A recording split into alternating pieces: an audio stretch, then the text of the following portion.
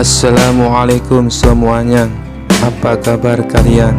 Semoga dalam keadaan sehat dan dilancarkan rezekinya oleh Allah. Amin ya robbal alamin. Dikisahkan suatu hari di sebuah desa kecil, Abu Nawas dan Abu Jahil kebetulan bertemu di pasar. Namun kali ini mereka bukan bersaing dalam adu argumen atau lelucon, melainkan soal cinta. Ada seorang gadis cantik bernama Zainab yang membuat kedua sahabat itu tergila-gila. Abu Jahil yang selalu merasa dirinya lebih unggul berkata kepada Abu Nawas, "Dengar Abu Nawas, Zainab itu pasti akan memilihku. Aku punya pakaian terbaik, uang yang banyak, dan wajah tampan." Abu Nawas tersenyum santai. "Abu Jahil, kau lupa, cinta itu bukan soal pakaian atau uang. Yang penting adalah pesona alami, dan itu adalah aku." Keduanya sepakat untuk mencoba memikat Zainab secara langsung. Abu Jahil yang lebih dulu tiba di rumah Zainab membawa sekeranjang besar buah-buahan mahal. Ia mengetuk pintu dan berkata dengan penuh percaya diri, "Zainab, ini buah-buahan dari kebunku, semua untukmu sebagai tanda cintaku." Zainab tersenyum sopan dan menerima buah itu, tapi dalam hati ia merasa biasa saja. Giliran Abu Nawas datang. Ia hanya membawa sepotong kue kecil. Saat Zainab membuka pintu, Abu Nawas berkata, "Zainab, ini kue sederhana untukmu. Aku tahu kau pasti lelah karena banyak pria datang membawakan hadiah besar. Jadi, aku hanya ingin membantumu merasa ringan." Zainab tertawa kecil mendengar kejujuran Abu Nawas dan menerima kue itu dengan senang hati. Namun, Zainab masih bingung siapa yang harus dipilih. Akhirnya, ia memberikan tantangan kepada keduanya.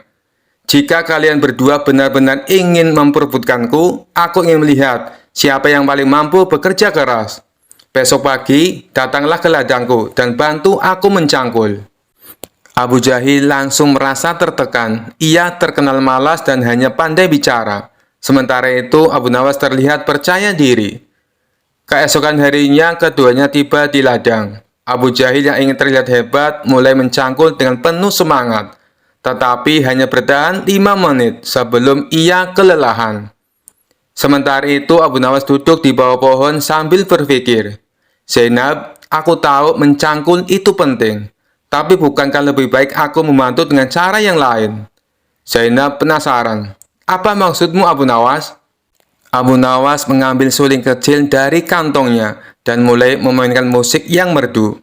Ternyata suara suling itu membuat beberapa petani yang lewat tertarik untuk membantu mencangkul ladang Zainab. Dalam waktu singkat, seluruh ladang selesai dicangkul. Zainab tersenyum lebar melihat hasilnya. Ia berkata kepada Abu Jahil, "Kau bekerja keras, tapi sayangnya kau cepat lelah." Kemudian ia menatap Abu Nawas, "Kau tidak hanya membantu dengan caramu sendiri, tapi juga mengajak orang lain untuk membantuku. Aku rasa aku sudah tahu siapa yang pantas menjadi pendampingku." Abu Jahil hanya bisa menghela nafas panjang. "Abu Nawas, kau memang licik, tapi aku harus mengakuinya, kau lebih pintar dariku." Abu Nawas tersenyum penuh kemenangan. Tetapi sebelum ia sempat membalas, Abu Jahil menambahkan, "Tapi jangan lupa, kau harus mentraktirku makan besar setelah ini. Aku bekerja keras demi ladang Zainab." Semua tertawa termasuk Zainab, yang akhirnya memilih Abu Nawas sebagai pemenang. Kisah selanjutnya. Suatu malam yang tenang, Abu Nawas tidur dengan pulas di rumahnya. Namun, tiba-tiba dalam tidurnya, ia mulai gelisah. Matanya berkedut, nafasnya tersengal-sengal, dan tubuhnya bergerak seakan-akan sedang berlari. Ternyata, Abu Nawas sedang bermimpi buruk dikejar-kejar harimau. Di dalam mimpinya, Abu Nawas berada di sebuah hutan lebat. Ia mendengar deru nafas berat dari balik semak-semak. Ketika menoleh ke belakang, ia melihat seekor harimau besar berlari ke arahnya dengan mata yang bersinar ganas. "Astagfirullah, harimau!" seru Abu Nawas dalam mimpi itu. Sambil berlari secepat mungkin, tapi seperti mimpi pada umumnya, kakinya terasa berat, dan setiap langkahnya seperti berjalan di lumpur. Harimau itu semakin mendekat dan Abu Nawas mulai panik. "Lari Abu Nawas, lari!" Ia berteriak pada dirinya sendiri. Namun tak peduli seberapa keras ia mencoba, harimau itu semakin dekat. Taringnya terlihat tajam dan siap menerkam. Ketika Abu Nawas sudah hampir menyerah, tiba-tiba ia tersandung batu besar dan terjatuh. Dengan cepat harimau itu melompat ke arahnya. Tapi sebelum harimau itu menerkam, Abu Nawas berteriak, "Tunggu, tunggu dulu!" Ajaibnya, harimau itu berhenti di udara, menggantung seperti sedang mempertimbangkan kata-kata Abu Nawas. "Kenapa kau berhenti?" tanya harimau bingung. Abu Nawas yang sudah terpojok tiba-tiba mendapatkan ide cerdik. "Kau tidak boleh menerkamku sekarang," katanya dengan nada yakin.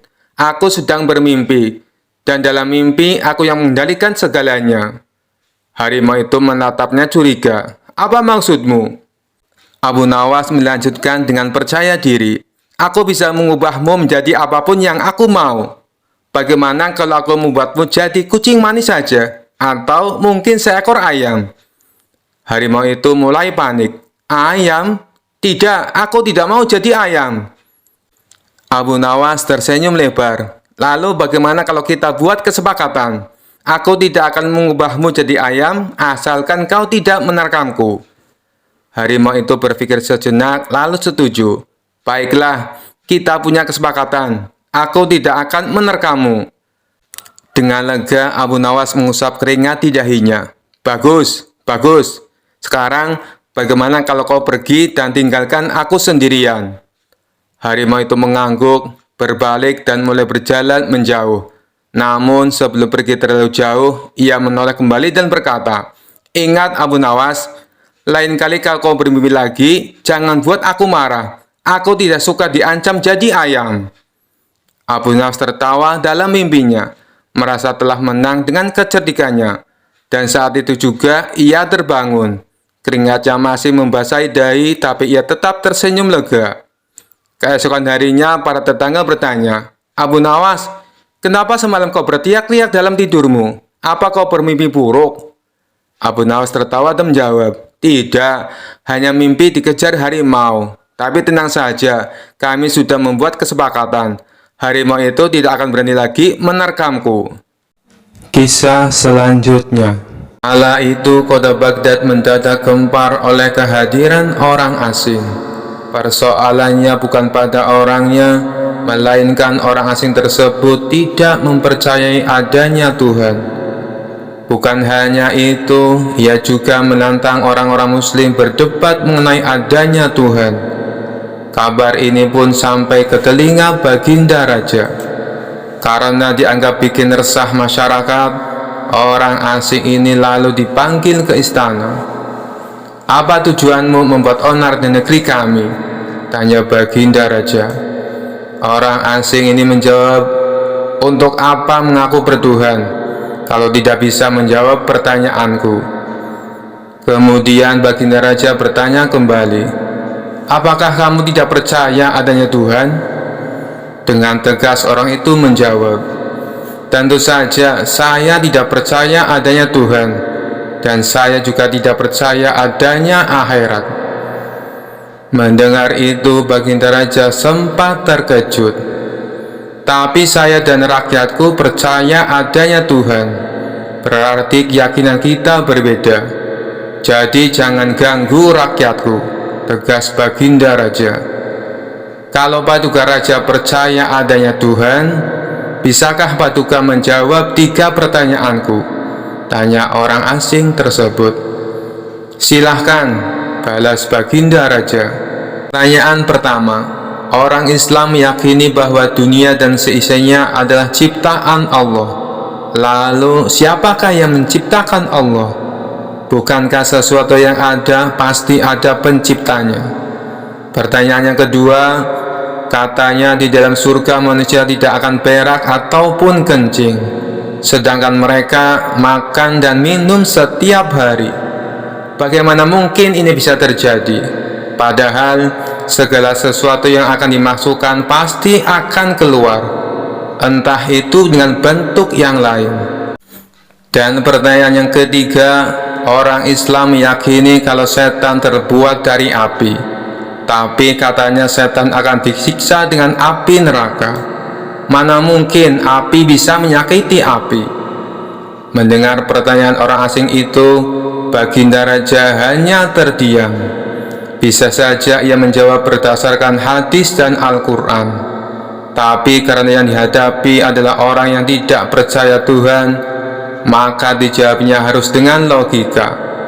Kemudian salah satu menterinya membisikkan kepada Baginda Raja, "Paduka, kalau soal beginian, serahkan saja pada Abu Nawas.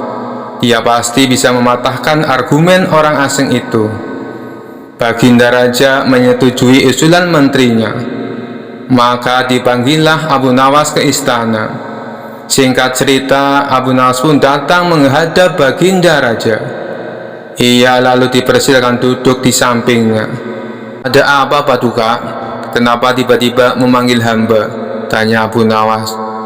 "Begini Abu Nawas, orang asing ini tidak percaya adanya Tuhan, dan dia mengajukan 3 pertanyaan. Tapi jawabannya harus masuk akal," ujar Baginda Raja. Sekilas Abu Nawas menatap orang asing tersebut. "Oh, ini orangnya yang bikin gempar kota Baghdad," pikir Abu Nawas.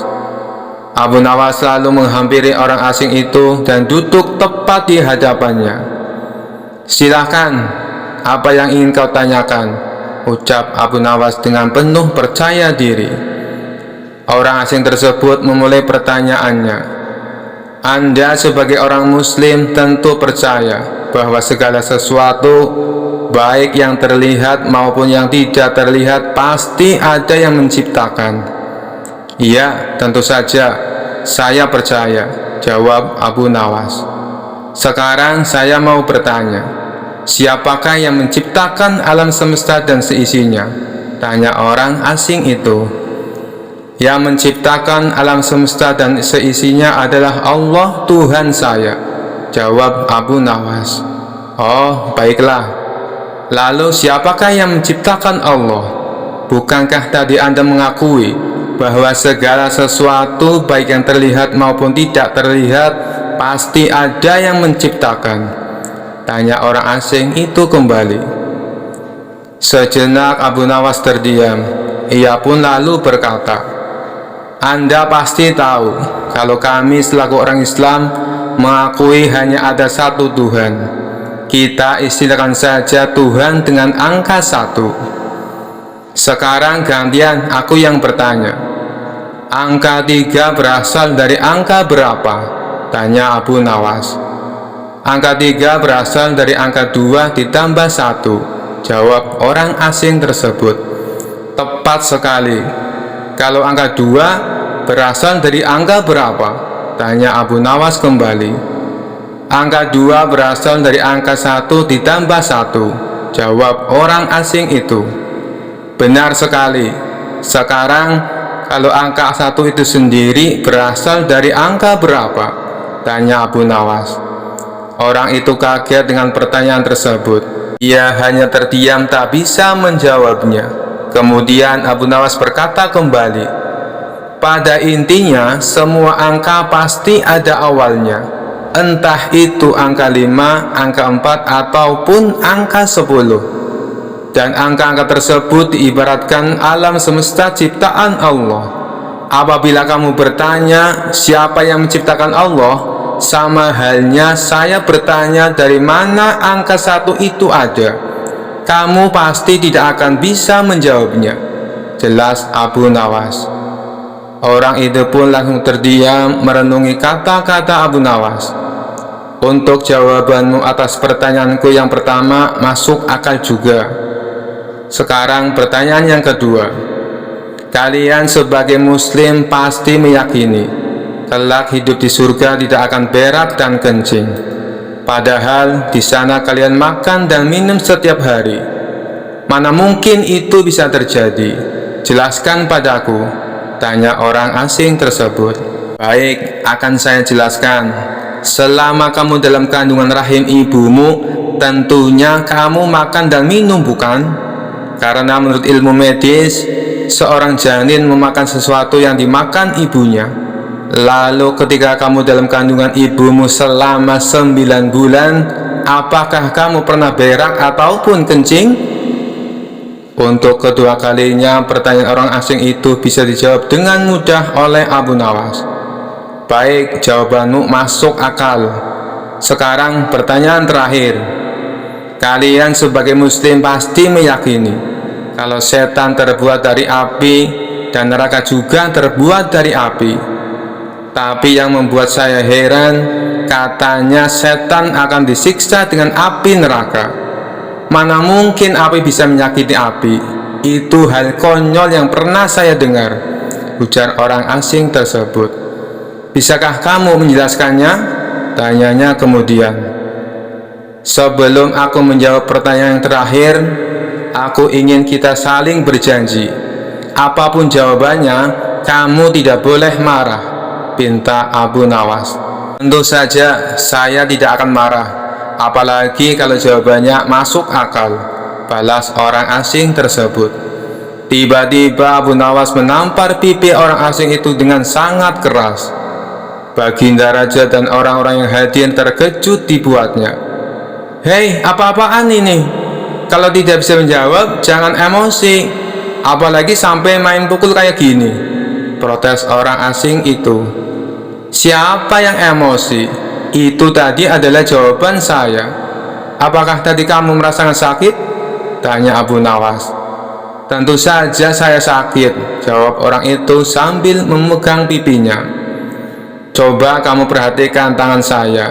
Bukankah tangan saya terbuat dari tulang dan daging? Begitu juga dengan pipi kamu. Tapi ketika tangan saya ditamparkan ke pipi kamu, kamu langsung kesakitan. Itulah gambaran sederhana. Kalau api neraka bisa menyakiti setan, setan pasti akan merasa kesakitan, meskipun ia sama-sama terbuat dari api, kata Abu Nawas menjelaskan. Orang tersebut lalu terdiam. Ia tak bisa membantah argumen Abu Nawas. Sementara Baginda Raja dan orang-orang istana kagum atas kecerdikan Abu Nawas. Kisah selanjutnya. Suatu hari Raja sedang dalam suasana hati yang sangat aneh. Ia ingin menguji kecerdikan Abu Nawas sekali lagi dengan perintah yang mustahil. Sambil duduk di singgasananya, ia memanggil Abu Nawas dan berkata dengan wajah serius, Abu Nawas, kali ini aku ingin kau melakukan tugas yang sangat spesial.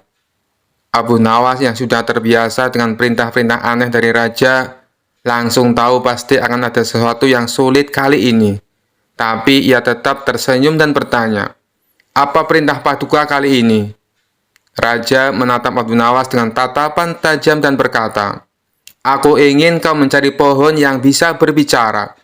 Bawa pohon itu ke istana dan buktikan bahwa ia bisa berbicara.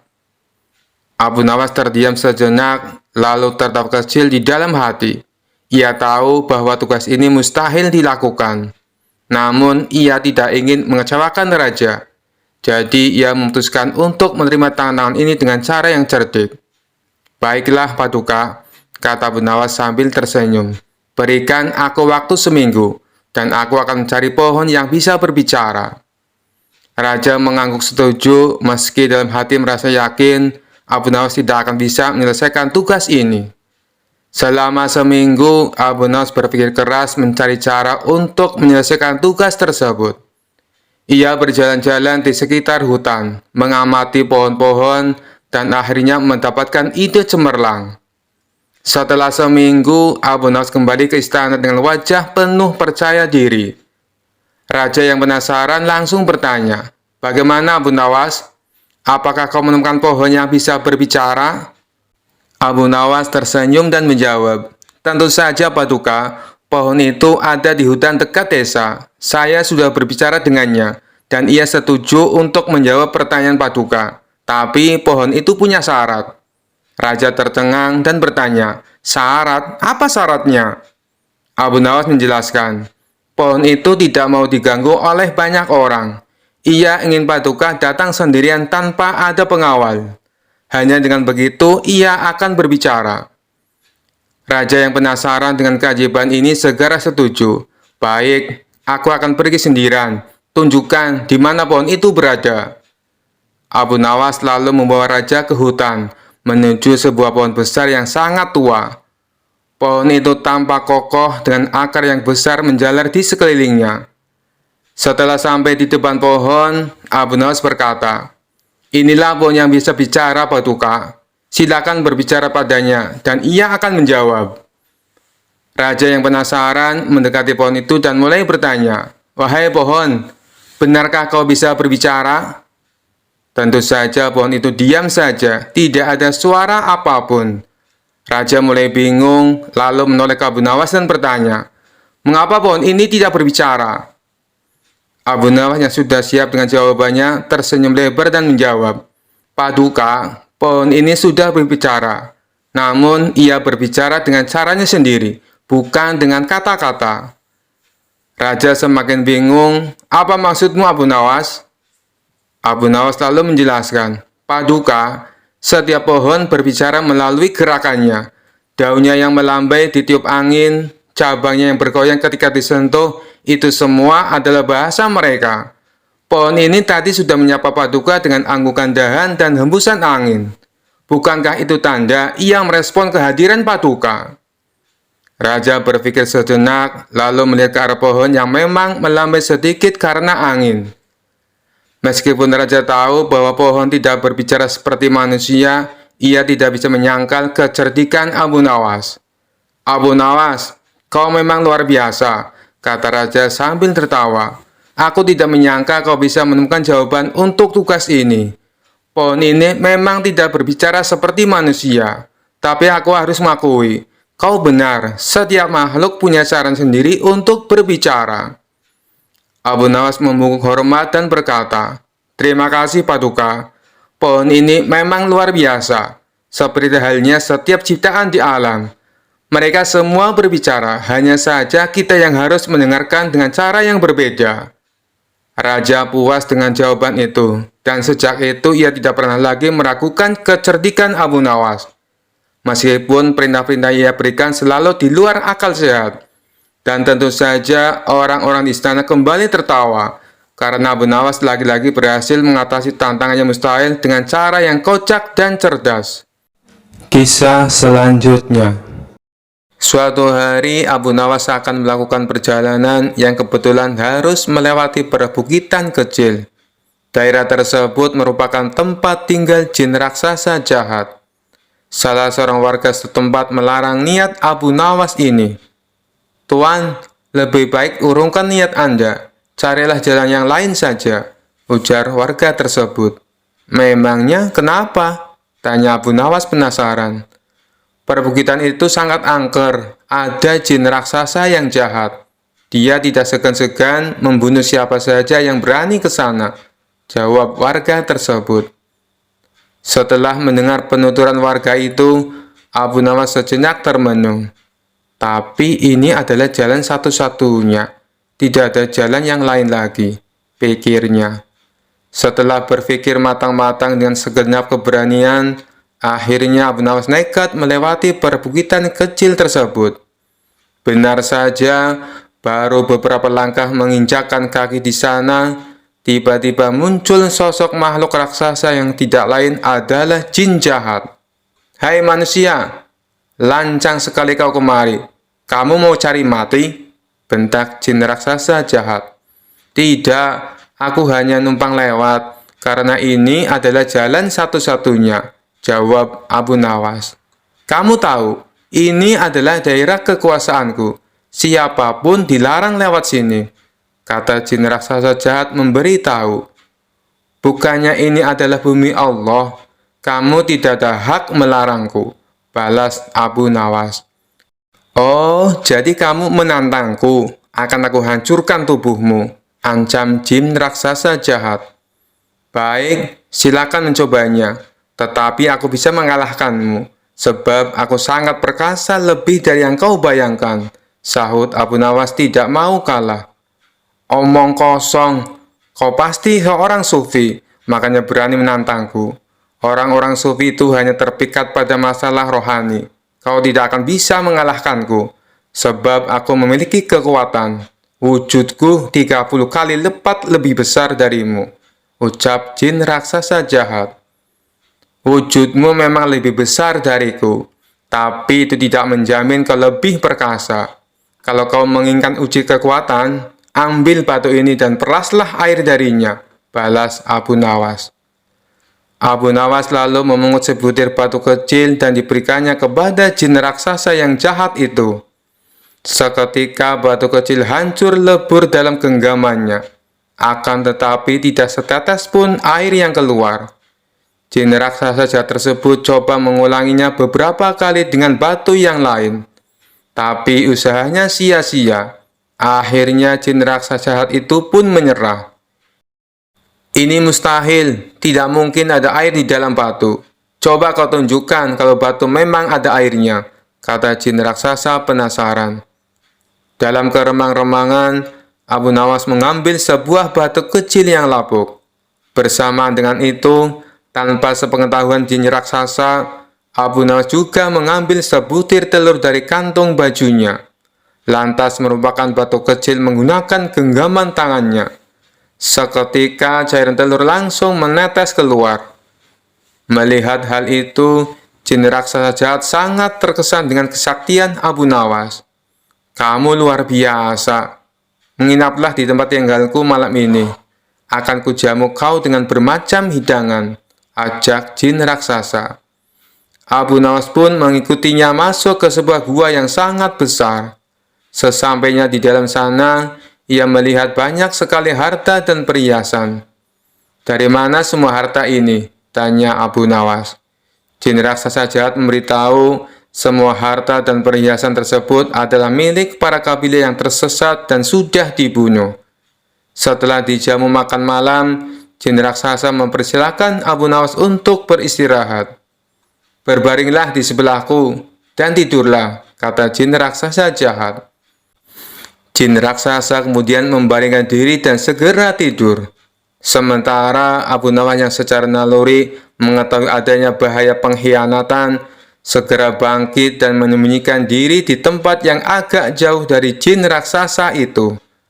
Abu Nawas mengatur tempat pembaringannya agar seolah-olah tidur di samping jin raksasa. Tidak lama setelah itu, jin raksasa itu bangun. Dia mengambil sebuah batang pohon, lalu menghajar Abu Nawas dengan sekuat tenaga, yang dikiranya masih tidur di sebelahnya. Jin raksasa jahat memukul bertubi-tubi sebanyak 7 kali, kemudian kembali berbaring dan tertidur. Setelah jin raksasa benar-benar tidur, barulah Abu Nawas membaringkan tubuhnya tepat di sebelah jin raksasa. Saat hari sudah menjelang pagi, keduanya pun terbangun. Betapa kagetnya jin raksasa melihat Abu Nawas masih hidup, bahkan tidak ada luka sedikit pun. Guamu nyaman sekali untuk istirahat, tapi sayang, tadi malam aku agak terganggu, sebab aku sempat merasa ada nyamuk menggigitku sampai 7 kali, ucap Abu Nawas. Tentu saja hal itu sangat mengejutkan jin raksasa, hingga tidak berani lagi menyerang Abu Nawas. Bagaimanapun, kalau seorang telah dipukul sebanyak 7 kali dengan batang pohon oleh jin raksasa, pasti akan mati. Apalagi memukulnya menggunakan tenaga sekuat-kuatnya. Akhirnya, jin raksasa jahat tersebut memerintahkan Abu Nawas untuk melanjutkan perjalanannya. Berkat kecerdikannya, Abu Nawas pun selamat dari pembunuhan. Kisah selanjutnya. Suatu hari, dua saudara datang ke hadapan Abu Nawas dengan wajah masam dan tegang. Mereka sedang berseteru karena harta warisan dari orang tua mereka yang baru saja meninggal. Mereka berdebat dan berselisih tanpa henti. Masing-masing merasa berhak atas bagian yang lebih besar. Abu Nawas, tolonglah kami. Kami tidak bisa menemukan cara membagi harta warisan ini dengan adil, kata salah satu dari mereka. Abu Nawas yang terkenal bijaksana namun penuh akal memandang keduanya dengan tatapan serius, lalu tersenyum kecil. Baiklah, aku akan membantumu membagi harta warisan ini secara adil, tapi aku punya satu syarat. Kedua saudari itu mengangguk serempak. Apa syaratnya Abu Nawas? Kami akan menurut, jawab mereka. Syaratnya, kata Abu Nawas sambil menahan tawa dalam hati. Kalian harus menjalankan metode pembagian yang kuciptakan sendiri. Jika setuju, kalian tidak boleh mengeluh atau menolak. Keduanya langsung setuju karena yakin Abu Nawas pasti akan bersikap adil. Tanpa menunda waktu, Abu Nawas meminta mereka membawa semua barang warisan ke tengah-tengah ruang sidang kecil yang ia buat di rumahnya. Di sana ada sebidang tanah, seekor kambing, dan sepeti penuh koin emas. Abu Nawas menatap harta tersebut dengan pandangan yang penuh perhatian, lalu berkata, "Baik, mari kita mulai. Akan kubagi semuanya secara tepat dan adil." Kemudian ia menunjuk salah satu saudara dan berkata, "Kau yang tertua, akan kuberikan bagian tanah ini. Kau bisa menggarap tanah tersebut untuk kebutuhanmu." Lalu ia menunjuk saudara yang lain. "Kau yang lebih muda, kau mendapatkan kambing ini. Kau bisa memelihara dan merawatnya, lalu mengambil keuntungan dari susu dan hasilnya." Namun kedua saudara itu tidak puas. Si sulung memprotes, "Abu Nawas, tanah ini kering. Bagaimana aku bisa mendapatkan keuntungan dari ini? Adikku dapat kambing yang bisa menghasilkan setiap hari." Dan si bungsu tak kalah kesalnya. "Bagaimana bisa aku hanya mendapatkan seekor kambing? Tanah itu lebih berharga dari kambing ini." Abu Nawas tersenyum mendengar keluhan mereka. "Oh, jadi kalian tidak puas dengan bagian masing-masing?" Mereka mengangguk. Lalu Abu Nawas mengeluarkan ide cerdasnya. "Kalau begitu, kita ubah pembagiannya. Yang tertua akan mendapatkan kambing, sedangkan yang muda akan mendapatkan tanah," katanya. Tapi seperti yang Abu Nawas duga, mereka kembali tidak puas dan mulai berdebat lagi. Si sulung merasa kambing tak cukup bernilai, dan si bungsu merasa tanahnya terlalu kering. Mereka mulai saling menyalahkan dan hampir bertengkar. Abu Nawas lalu berkata dengan suara lantang, "Sudah, cukup.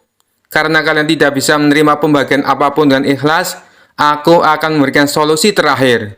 Akan kubagi semua harta ini dengan adil. Aku akan mengambil semuanya." Kedua saudara itu terkejut. "Apa maksudmu, Abu Nawas?" tanya mereka bingung. "Begini," kata Abu Nawas, "daripada kalian terus berkelahi dan tak bisa menerima bagian masing-masing, lebih baik aku saja yang menyimpan harta ini. Setidaknya aku tidak perlu mendengar keributan dan pertengkaran kalian." Mendengar itu, keduanya terdiam. Mereka sadar bahwa sikap serakah mereka hanya memperkeruh keadaan. Tanpa harta tersebut, mereka justru tidak mendapatkan apa-apa. Keduanya saling pandang, lalu berkata, "Baiklah Abu Nawas, kami telah salah. Kami akan menerima pembagianmu tanpa protes lagi." Abu Nawas tersenyum. "Nah, itu baru sikap yang benar. Kalau begitu, aku akan membagi sesuai yang pertama. Si sulung dapat tanah, dan si bungsu dapat kambing. Dan seperti emas ini, kalian berdua akan membaginya setengah-setengah." Keduanya tersenyum dan mengangguk lega. Mereka pun mengucapkan terima kasih kepada Abu Nawas atas pelajaran berharga yang ia berikan. Dan sejak hari itu, kedua saudara itu hidup damai dan tak pernah lagi berselisih soal harta. Kisah selanjutnya. Suatu hari, Baginda Raja dilanda masalah yang membuatnya tidak bisa tidur. Sedangkan masalah yang dihadapinya hanya Baginda Raja sendiri yang tahu. Meskipun Baginda Raja banyak masalah, namun ia sengaja merahasiakannya dari orang-orang sekitar, baik kepada penasihat istana maupun Abu Nawas selaku sahabatnya tempat berkeluh kesah. Padahal sejatinya Baginda Raja ingin rasanya melupakan masalah yang menimpanya. Kalaupun bisa lari menghindar, tentulah ia akan melakukannya. Tapi kenyataannya, permasalahan yang dihadapi terasa seperti mengikutinya kemanapun Baginda Raja pergi. Sejak saat itu, Baginda Raja sering terlihat melamun seorang diri. Kemudian penasihat istana mendekati Baginda Raja. "Maaf Paduka yang mulia, hamba perhatikan belakangan ini Paduka terlihat murung. Hamba khawatir Paduka nanti jatuh sakit. Adakah sesuatu yang Paduka pikirkan?" Tanya penasehat istana. Tidak ada apa-apa. Aku baik-baik saja. Kau urusi saja pekerjaanmu, jawab Baginda Raja dengan memalingkan wajahnya. Penasihat istana pun hanya terdiam. Ia merasakan gelagat bahwa Baginda Raja sedang dilanda masalah besar. Dikarenakan Baginda Raja tidak mau berterus terang, penasihat istana tidak berani membujuknya untuk menceritakan masalah yang dihadapinya. Makin hari sikap Baginda Raja makin tertutup, bahkan kini enggan menerima tamu. Hal ini membuat para pejabat istana menjadi sangat khawatir. Apa yang harus kita lakukan? Makin hari Baginda Raja terlihat mengkhawatirkan. Ini sangat buruk untuk kondisinya. Jangan sampai Baginda Raja jatuh sakit, kata salah seorang menteri. Aku juga cemas melihat sikap Baginda Raja belakangan ini. Aku sudah mencoba membujuknya supaya mau menceritakan masalah yang dialami. Tapi ia malah memalingkan wajah. Baginda Raja memilih menutup diri, beber penasehat istana. Saya punya saran. Bagaimana kalau masalah ini kita sampaikan kepada Abu Nawas? Biasanya dia tahu solusinya, ujar salah satu dari menteri. Ya, saya setuju dengan saran tersebut, balas lainnya. Maka beberapa menteri istana segera mendatangi rumah Abu Nawas. Melihat yang datang adalah para menteri, Abu Nawas sempat terkejut. Biasanya yang diutus Baginda Raja adalah prajurit istana. Kenapa kalian yang datang? Tanya Abu Nawas. Kami ke sini bukan diutus Baginda Raja, tapi atas kemauan sendiri, jawab para menteri. Kemudian para menteri ini memberitahu Abu Nawas tentang keadaan yang menimpa Baginda Raja. Kami semua sudah berusaha memberi perhatian, tapi Baginda Raja selalu menutup diri, kata salah satu menteri. Baiklah, aku akan mencoba menghiburnya. Mari kita ke istana sekarang, ajak Abu Nawas. Singkat cerita, Abu Nawas menghadap Baginda Raja. Ia lalu bercerita kisah-kisah jenaka di hadapan Baginda Raja, berharap bisa terhibur dan tertawa. Tapi ternyata tidak ada reaksi apapun. Baginda Raja hanya terdiam, malah meninggalkan Abu Nawas lalu masuk ke kamarnya. Selepas Baginda Raja pergi, para menteri segera menghampiri Abu Nawas. Bagaimana ini Abu Nawas? Kamu lihat sendiri kan? Ucap mereka. Sepertinya Baginda Raja sedang mengalami masalah berat. Biarkan aku pulang dulu. Aku akan memikirkan cara untuk mengatasi masalah ini, ucap Abu Nawas. Setibanya di rumah, Abu Nawas terus memikirkan cara terbaik memecahkan masalah ini. Setelah berpikir cukup lama, akhirnya Abu Nawas menemukan ide yang cemerlang. Esok harinya Abu Nawas pergi ke pasar. Di hadapan orang-orang, Abu Nawas berteriak, "Apakah di antara kalian ada yang bisa memasukkan unta ke lubang jarum?" Mendengar pertanyaan Abu Nawas, semua orang yang ada di sana heran. Salah satu dari mereka lalu menjawab, "Mana mungkin bisa, itu perkara yang mustahil." Dengan lantang Abu Nawas membalas, "Tidak ada perkara yang mustahil. Jangankan aku, anak kecil pun bisa." "Kalau kau mau bisa, coba tunjukkan kepada kami," pinta mereka. "Maaf kawan-kawan, sayangnya aku hanya bisa membuktikannya bila di hadapan Baginda Raja," jawab Abu Nawas. Begitulah seterusnya, setiap ada keramaian orang ataupun perkumpulan, Abu Nawas selalu mengatakan hal yang sama. Akhirnya kabar tentang Abu Nawas bisa memasukkan unta ke lubang jarum, sampai juga hingga ke telinga Baginda Raja. Awalnya Baginda Raja tidak terlalu memperdulikannya, tapi lama-kelamaan timbul juga rasa penasaran pada dirinya. Maka diperintahkanlah beberapa pengawal istana memanggil Abu Nawas. "Tuan Abu Nawas, Anda diperintah Paduka untuk datang ke istana," ucap seorang prajurit. "Benarkah?" tanya Abu Nawas memastikan. "Benar Tuan Abu Nawas," jawab dia. Rencanaku akhirnya berhasil, pikir Abu Nawas.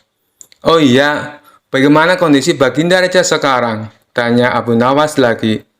Baginda masih sering mengurung diri dan sering tampak termenung, jawab salah satu prajurit. Baiklah, aku akan ke sana sekarang, balas Abu Nawas. Tidak lama kemudian, Abu Nawas sampai di istana menghadap Baginda Raja. Wahai Abu Nawas, aku dengar kau bisa memasukkan seekor unta ke lubang jarum.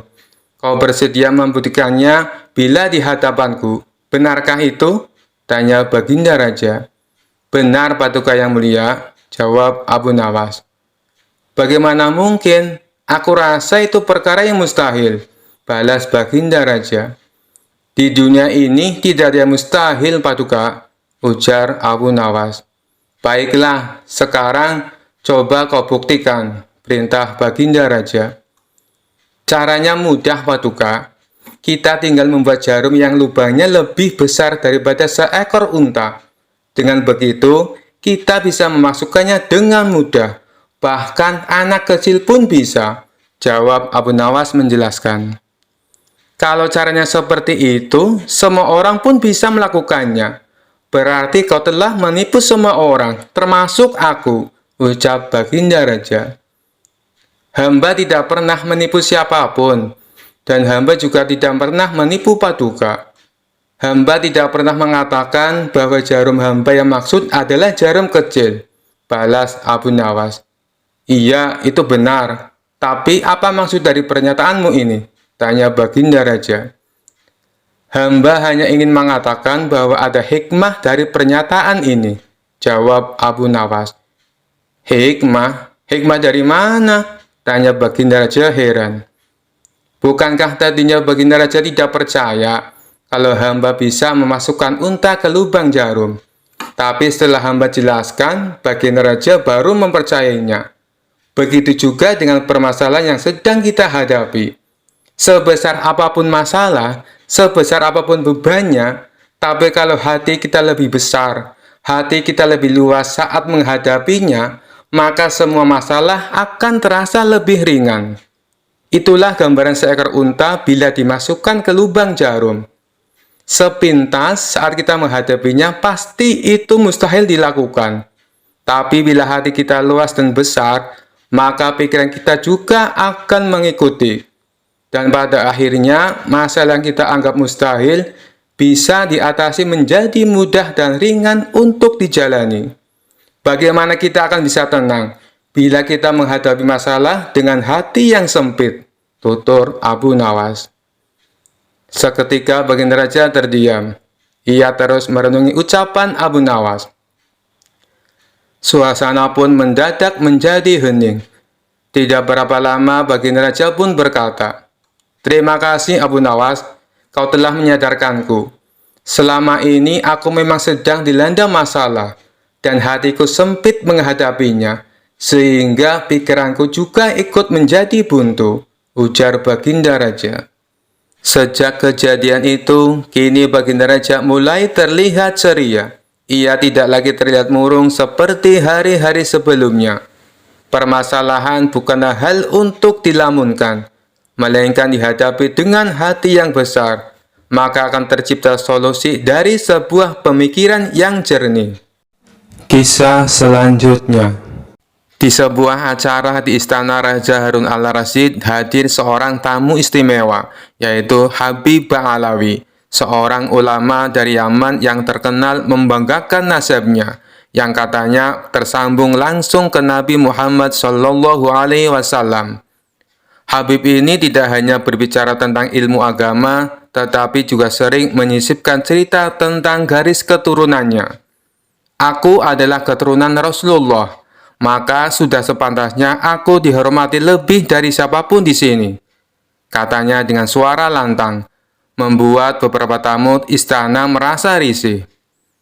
Raja Harun yang tahu Abu Nawas pasti bisa menghibur suasana memanggilnya. "Abu Nawas, kemarilah. Aku ingin kau berbincang dengan Habib Ba'alawi. Tapi hati-hati, dia sangat membanggakan garis keturunannya." Abu Nawas dengan senyum tipisnya segera menghampiri Habib Ba'alawi.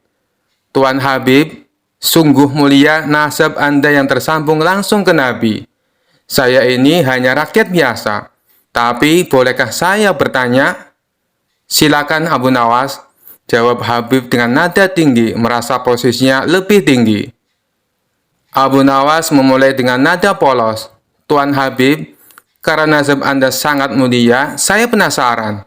Apakah kemuliaan itu otomatis membuat Anda bebas dari dosa? Habib Alawi menjawab dengan yakin, tentu saja tidak. Tapi keturunan Nabi memiliki tanggung jawab besar untuk menjaga martabat dan kehormatan. Luar biasa, kata Abu Nawas sambil mengangguk-angguk. Berarti jika Anda melakukan kesalahan, kesalahan itu tidak bisa disalahkan pada Nabi kan? Tentu saja tidak, jawab tegas sang Habib. Kalau begitu Tuan Habib, lanjut Abu Nawas dengan senyum lecek. Mengapa Anda terus-menerus membanggakan nasab Anda? Bukankah yang penting itu amal perbuatan, bukan asal keturunan? Para tamu istana langsung menahan tawa. Sang Habib mulai gugup, tetapi mencoba mempertahankan wibawanya. Habib Alawi menjawab dengan nada tinggi, nasabku adalah kehormatan yang harus dijaga. Kau Abu Nawas tidak tahu betapa sulitnya menjadi keturunan Nabi. Abu Nawas tersenyum santai. Tuan Habib, saya bukan keturunan Nabi, tapi saya tahu satu hal. Di akhirat nanti, Tuhan tidak akan bertanya siapa nenek moyang kita, tetapi apa yang sudah kita lakukan di dunia ini. Sang Habib mulai terpojok, tetapi tetap mencoba membalas. Tapi Abu Nawas, kau harus tahu, aku ini ibarat akar yang mulia, sedangkan kau mungkin hanya ranting liar yang tumbuh di mana-mana. Abu Nawas tertawa kecil. Tuan Habib, akar memang penting, tapi jika pohonnya tidak berbuah, apa gunanya? Sedangkan ranting liar seperti saya, meskipun kecil, kadang bisa memberi buah yang manis. Raja Harun al-Rasyid langsung tertawa terbahak-bahak mendengar jawaban Abu Nawas. Para tamu pun ikut tertawa, sementara wajah Habib mulai memerah karena malu. Melihat suasana semakin panas, Abu Nawas menambahkan, Tuan Habib, jangan marah. Anda seperti permata. Saya seperti batu biasa. Tapi ingat, bahkan permata tetap harus diasah agar berharga. Sedangkan batu biasa seperti saya, kadang bisa menjadi pondasi rumah yang kuat. Sang Habib hanya terdiam, menyadari bahwa Abu Nawas tidak hanya cerdas, tetapi juga berbicara dengan penuh makna.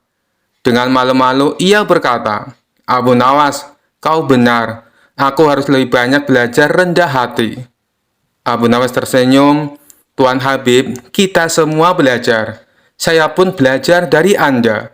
Tapi jangan terlalu sering bicara tentang nasab, karena Tuhan menilai dari hati, bukan dari silsilah. Raja Harun tertawa puas.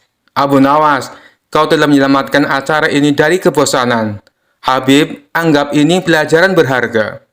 Sejak itu, Habib Alawi lebih berhati-hati dalam membanggakan nasabnya. Sementara Abu Nawas kembali menjadi pahlawan cerdik istana yang dihormati semua orang. Kisah selanjutnya. Dikisahkan ada saudagar yang sangat dermawan. Setiap hari ia selalu menyantuni fakir miskin dan anak-anak yatim. Dengan kelebihan inilah, kemanapun dia pergi selalu ditemani kerabat serta para tetangga. Suatu hari saat bersama kawannya, saudagar kaya raya itu terlihat murung, seperti tengah memikirkan sesuatu. Melihat perilaku tidak biasa tersebut, salah seorang temannya bertanya, "Wahai kawan, apa yang kau pikirkan? Kenapa terlihat sedih?" Ujar salah seorang teman kepada saudagar itu. "Selama ini, dimanapun berada, aku selalu ditemani orang-orang.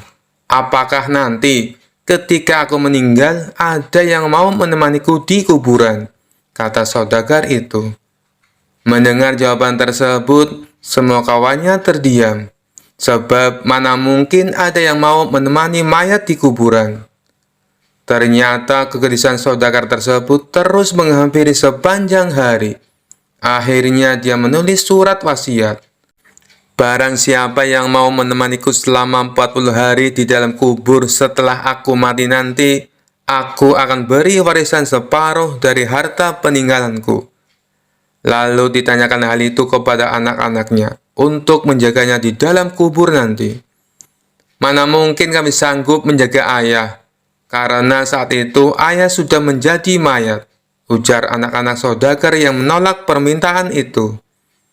Keesokan harinya, si saudagar memanggil semua kerabat yang terdiri dari kakak dan adiknya. Namun, lagi-lagi permintaan dia ditolak karena dianggap tidak wajar. Mana ada orang yang sanggup melakukan itu, meskipun setengah dari hartamu diberikan, kata para kerabat menjelaskan.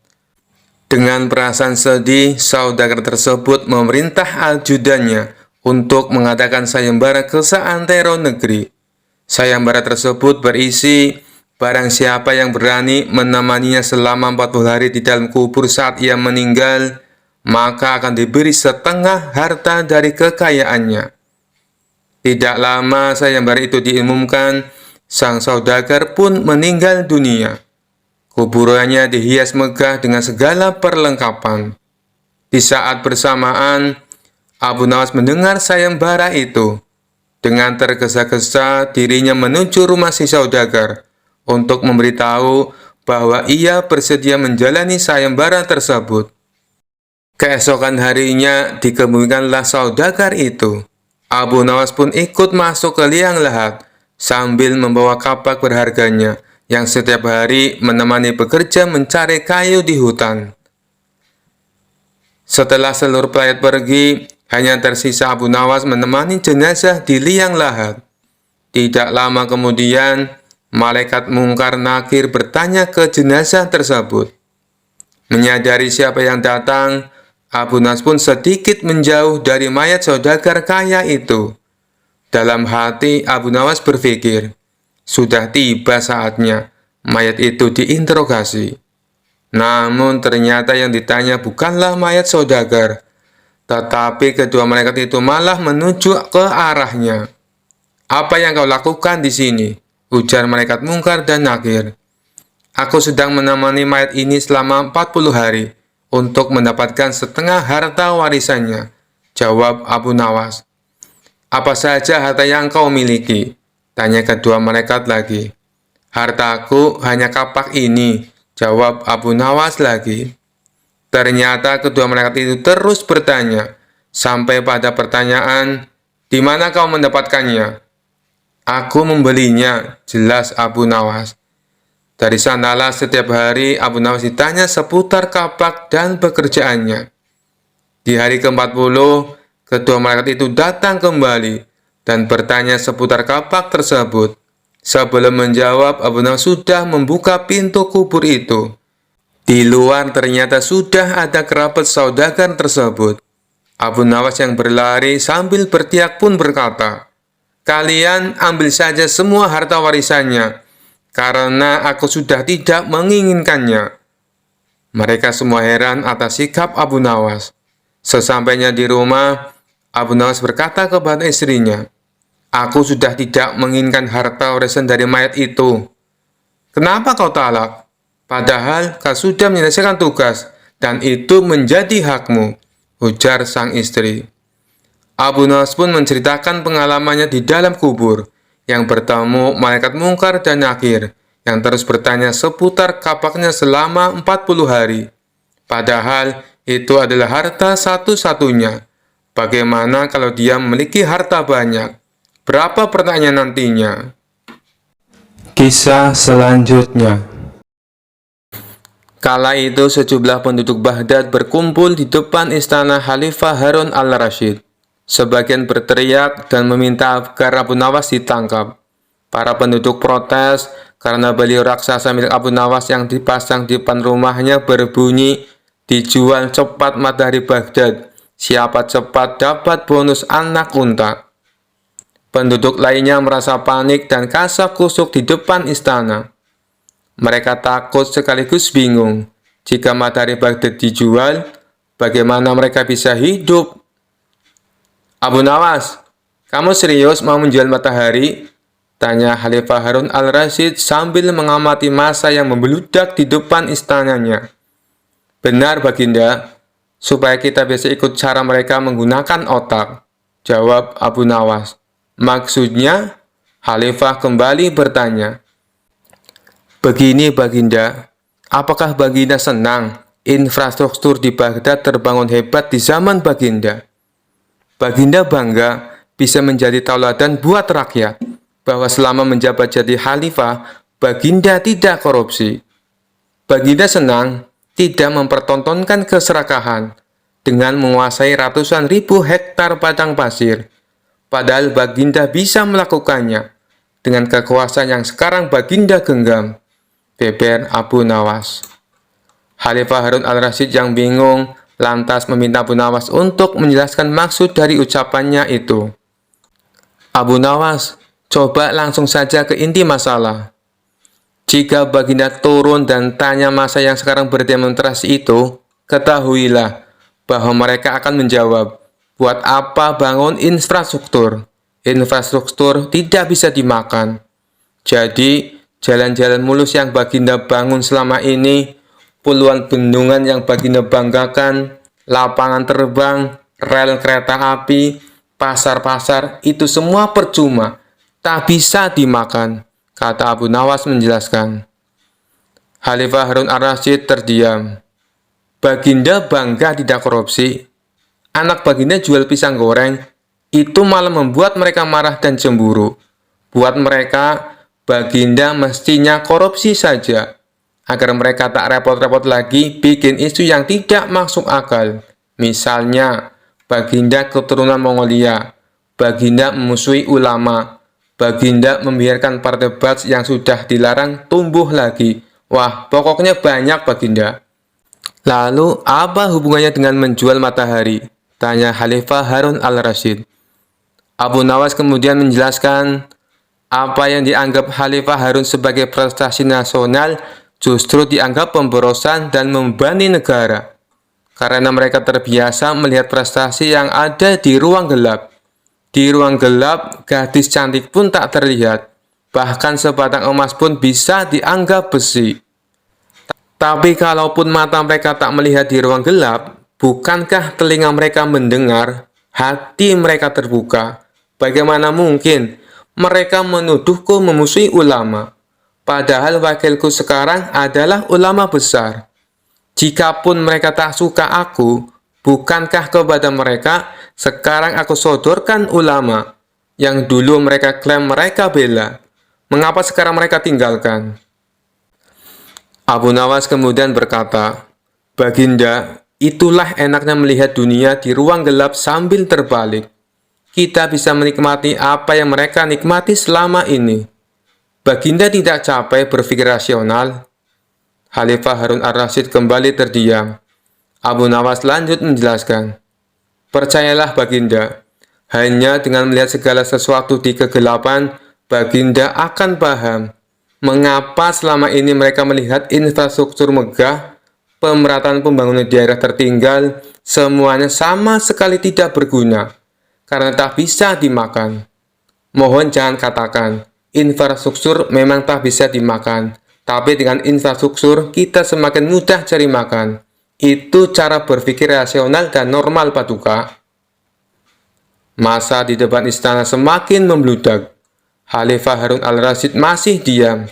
Ia lantas memberi isyarat membenarkan ucapan Abu Nawas. Jadi, boleh saya menjual matahari, Baginda? Kisah ini menunjukkan Abu Nawas sebagai pribadi yang cerdas dan peduli. Mimpi tak akan nyata karena keajaiban. Butuh keringat, kebulatan tekad, dan kerja keras untuk mewujudkannya. Kisah selanjutnya. Rumah Abu Nawas konon pernah didatangi Abu Jahil yang terkenal pelit. Ia lalu menjelaskan tujuan kedatangannya. Dia ingin meminjam uang 100 dinar. Tentu saja Abu Nawas terkejut mendengarnya. Dari mana saya mendapatkan uang sebanyak itu? Kata Abu Nawas. Tolonglah Abu Nawas, aku yakin kamu pasti ada. Pinjami aku selama sebulan. Pinta Abu Jahil merengek. Awalnya Abu Nawas tidak mau mengabulkan permintaan Abu Jahil. Namun karena terus-menerus didesak, Abu Nawas tidak bisa menolak. "Tapi kamu janji ya, hanya sebulan," kata Abu Nawas mengingatkan. "Ya, saya berjanji Abu Nawas, bulan depan kebun saya panen. Saya pasti akan mengembalikan uang pinjaman saya," jawab Abu Jahil.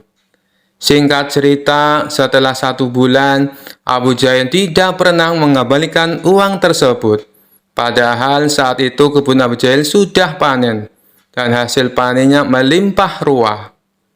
Payah Abu Jahil, dia tidak menepati janjinya, batin Abu Nawas.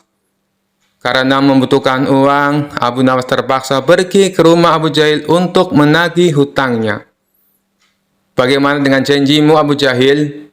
Katanya kamu akan mengembalikan uang itu dalam waktu sebulan," kata Abu Nawas. Abu Jahil menjawab bahwa dia tidak bisa membayar hutangnya. Ia beralasan bahwa uang hasil kebunnya digunakan untuk mengobati saudaranya yang sedang sakit. "Jangan khawatir Abu Nawas, saya pasti akan membayar bulan depan," kata Abu Jahil. Mendengar jawaban Abu Jahil, Abu Nawas sangat kecewa. Akhirnya, dia pulang tanpa membawa uang sepeser pun. Beberapa hari kemudian, Abu Nawas mendengar kabar bahwa Abu Jahil sering mengundang teman-temannya untuk berpesta di rumahnya. Mendengar hal tersebut, Abu Nawas menjadi emosi. "Kurang ajar," katanya, dia kekurangan uang, tetapi dia malah sering mengadakan pesta, gerutu Abu Nawas. Abu Jahil pasti tidak akan membayar hutangnya karena 1000 alasan. Akhirnya Abu Nawas mendapat ide untuk mengerjai Abu Jahil. Keesokan harinya, Abu Nawas pergi ke desa seberang untuk menemui sahabatnya. Dia mulai menyusun strategi dan meminta bantuan seorang teman. Setelah strateginya matang, Abu Nawas segera mendatangi rumah Abu Jahil. "Mengapa kamu ke sini, Abu Nawas? Aku kan sudah bilang, jika mengembalikan uangnya itu bulan depan," kata Abu Jahil. "Jangan salah paham Abu Jahil, aku ke sini bukan untuk menagih hutang. Aku ingin mengajakmu bertemu orang pintar," jawab Abu Nawas. "Memangnya ada perlu apa?" tanya Abu Jahil penasaran. "Ini Abu Jahil, di desa seberang katanya ada dukun pesugihan yang bisa membuat kita kaya. Aku ingin mencobanya ke sana," jawab Abu Nawas. "Benarkah? Baiklah Abu Nawas, aku ikut. Aku juga ingin kaya," kata Abu Jahil kegirangan mendengar adanya tawaran dukun pesugihan itu. Singkat cerita, Abu Nawas dan Abu Jahil tiba di rumah dukun pesugihan tersebut. Setelah memanggil keduanya, dukun itu bertanya, "Apa yang kamu lakukan di sini?" Abu Nawas kemudian mengutarakan keinginannya agar ia ingin kaya tanpa bekerja. "Ah, itu mudah, tapi ada syaratnya," kata sang dukun. "Apa syaratnya?" tanya Abu Nawas. "Syaratnya harus ada yang dikorbankan. Tapi jangan khawatir, korbannya tidak harus dari keluarga.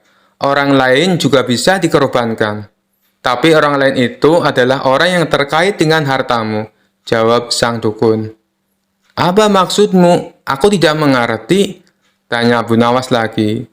"Ya, misalnya siapapun yang berhutang uang kepadamu, orang itu dapat digunakan sebagai korban, meskipun dia bukan anggota keluargamu," jawab sang dukun. "Bagaimana jika orang itu tidak mau?" tanya Abu Nawas. "Kamu tidak perlu meminta izin kepada orang tersebut. Nanti ia akan jadi korban tanpa ia sadari dan tiba-tiba mati dengan mengerikan," kata sang dukun menjelaskan. "Oh, aku mengerti. Baiklah, aku setuju," jawab Abu Nawas sambil memandang Abu Jahil. Abu Jahil yang merasa dikorbankan langsung gemetaran. Dukun itu kemudian mengajari Abu Nawas mantra sebagai ritual. Tengah malam, setelah kembali dari rumah sang dukun, Abu Nawas berkata di tengah jalan, "Abu Jahil, Kamu tidak perlu mengembalikan hutang yang 100 dinar. Saya ikhlas." Mendengar hal itu, Abu Jahil langsung ketakutan. "Jangan Abu Nawas, saya akan mengembalikan uang kamu nanti. Tepatnya saat sampai di rumah saya. Nanti akan segera aku kembalikan," kata Abu Jahil dengan ketakutan. "Bukankah kamu kemarin mengatakan bahwa kamu kehabisan uang?" kode Abu Nawas. "Saya masih punya banyak uang, Abu Nawas. Aku sengaja berbohong padamu," kata Abu Jahil. Akhirnya Abu Jahil segera mengembalikan uang pinjamannya kepada Abu Nawas di hari itu juga, sejumlah uang 100 dinar. Setelah diselidiki, terungkap bahwa dukun yang didatangi Abu Nawas dan Abu Jahil adalah sahabat Abu Nawas. Taktik ini sengaja diatur oleh Abu Nawas dan kawannya tersebut, agar Abu Jahil segera melunasi hutangnya.